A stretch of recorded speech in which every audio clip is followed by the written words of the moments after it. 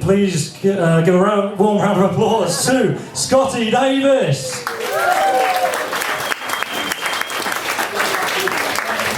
Cheers. Thanks for coming out. Thanks for coming out on a Tuesday night when you could be watching reruns of Mythbusters on Nat Geo. But are you good? You having a good night? Wish you could say the same. Just found out me drug dealer's been cutting me drugs with laxatives. Now I'm addicted to shitting myself. Everyone's getting older. Dad just turned 70, and under UK law, he has to retake his driving test. So I said to him, if you fail, I'm driving you straight to a nursing home. But if you pass, you can fucking drive yourself. I'd like to take this opportunity to say Happy Ramadan to all my Muslim friends who are fasting this month. This time round, I've decided to observe Ramadan. No, I haven't turned to Islam or anything. Just this time, as they get hungry, I'm going to watch them. Observe. I've given up smoking for 6 months this month. Cheers. Cheers. This is the second time.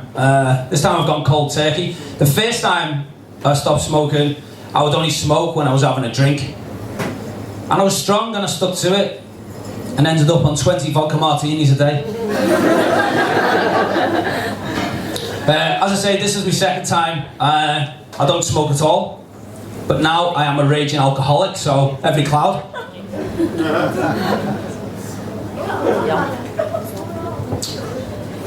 Comedy timing that. No, I found it easy. No, it's really... Even though it's really expensive, sorry, even though it's really cheap to smoke in Cambodia, I found it really easy to actually stop smoking here. Because I used to smoke those really nasty Ara Blue. You know, the cheap and nasty Ara Blue? The ones where you'd find a piece of wood in every single one. So essentially it wasn't that hard to give up fucking twigs. But I don't like to use the term gave up smoking. I prefer to say that I've quit smoking. Because when you say that you've gave up smoking, it implies that you've lost something, and I feel as though I'm gaining from it. Hey. You know, it's not as though I've like given up something that is actually tangible. Like, a smoked cigarette is not something that exists. I haven't given up something that exists, like my iPad or my genital warts.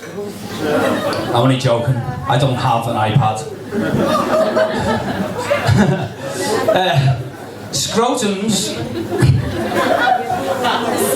shrink in the cold and they expand in the heat. And that's the exact reason why I moved to the tropics. Sick of having small balls in England. Honestly, they were that small, it almost looked like a second belly button down there. It was almost like a void. So I decided to go on a testicular spiritual journey so my balls could find themselves. But they didn't even come out for the first 12 months, and that was my gap year. Are you laughing because you know it's true? I do agree with people when they say that an erect dog's penis looks like an open lipstick. But you never hear people saying it the other way around. The other day I was watching my girlfriend putting on makeup, and as I turned round, she had this lipstick going straight towards the gob. And I was like, oh! And she's like, what's up, babe? And I was like, oh, nothing. And I turned round, and she's rubbing it all over her lips. And straight away I just thought, all those crazy shades they've got of lipsticks, they've got like late autumn sunset, burnt cherry cinnamon. I feel they've totally overlooked the ultimate shade of lipstick, dog dick pink. I was shopping the other day in Central Market for a pair of shoes, and I picked up this random pair, and the lady was really adamant to point out that they were genuine Prada. Now, I've been trying really hard to see the positive side of things in life recently, and I thought, you know what, actually they do display the Prada logo. And then the cynic inside of me popped up its ugly little head and went, oh, they fuck. Look at them, I know what they are, they're $15. And I thought, And then the lady, again, she was pointing out, she went, look, it says Prada. Again, trying to be positive. I looked and I thought, these are probably the best pair of counterfeit Prada shoes I've ever come across, ever. But me inner cynic, filled with utter disgust, said, don't be a fucking asshole. If they were such a great copy, why does it say below the Prada logo, made in Italy? There's some basic maths for you.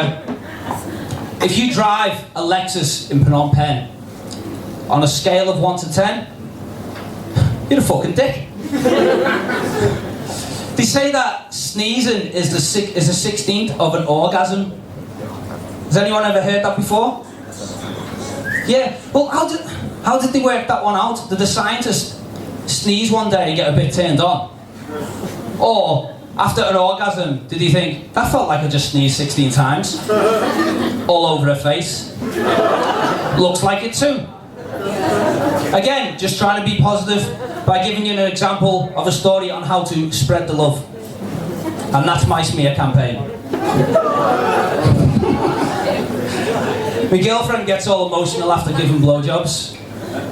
At least I think that's what she means when she says it always brings a lump to her throat. My girlfriend and I attend the same school, and I recently just met her mum, and her mum hates me. And so I took her to one side to ease the tension, and I said to her, why do you hate me so much?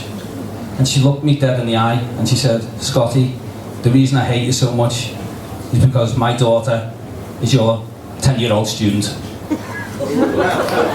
I'm joking, she's 8. No, we often don't question the commonplace terms that we use every day. Calling your lover baby is wrong. It's just so wrong. Unless she's an actual baby. Then it's technically correct. No, then it's technically correct. But can't we use something that's a little less innocent? In terms of age, calling the person you have sex with is totally wrong. So it should be much more socially acceptable to call your lover toddler. But try using that next time you sneeze in her face. You're welcome. Again, just trying to spread a bit of positivity. I was in school the other day, and one of my students, a 7-year-old, had been absent for a few days. And when he came back to school, he gave me a souvenir bracelet. Now, I assume he'd been on holiday, because written across the bracelet was the word souvenir bracelet. And I thought, yeah, really nice sweet gesture, but like, come on, why does something have to have written on it exactly what its intended use is? Now imagine if every single item in your household had written across it what it was meant to do. So, across your sofa, sitting station. On your bed, sleeping unit. On your laptop, wanking monitor. There's a teacher in my school, well, there's a few actually, but this one, she's a sweet, timid, passive little thing, and honestly I get on with her really well, and this is a true story. And over a period of the last few weeks, I've noticed she's been writing all these like facts and figures and dollar signs, and eventually curiosity got the better of me. So I said to her, look, what are all the dollar signs and all the numbers for? And it turns out she's a loan shark. Honestly, so I said, look, in England we also have a loan shark. A loan shark. We've got loan sharks, and but if you don't pay in the UK, then the loan sharks will send around a couple of tough guys, and they'll take something expensive like your TV or your wanking computer. And I said, do you do the same? If somebody doesn't pay, do you send around a couple of tough guys and take something expensive? And she said, no. I said, well, what do you do? And she went, I normally just go to the pagoda and I pray. And I said, can I ask you a question? She said, yeah. I went, can you lend me $3,000? I've got a massive debt I need to pay off to my laxative dealer. Thank you very much, I'm Scotty Davis. Thank you, bye-bye. Scotty Davis, everyone. Keep it going. Come on, that was great.